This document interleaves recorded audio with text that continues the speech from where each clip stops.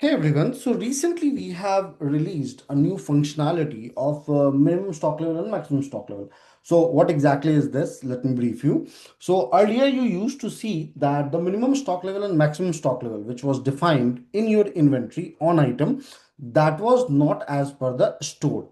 It was for all the store. Now we have released the functionality for individual store. How you can go ahead and check that and do it. So go to all modules, then after come to inventory.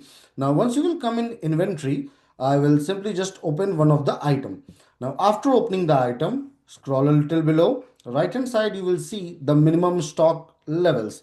On right hand side you will see an option of set minimum, maximum and minimum stock level. Click on this.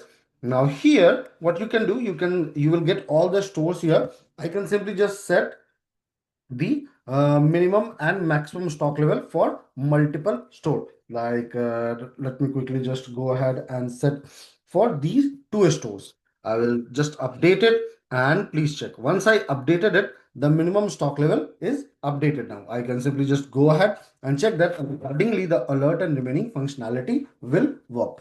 Same you can update in bulk as well from the actions option. I hope this video will be helpful to you in order to manage your minimum stock level and maximum stock level. Have a good day ahead.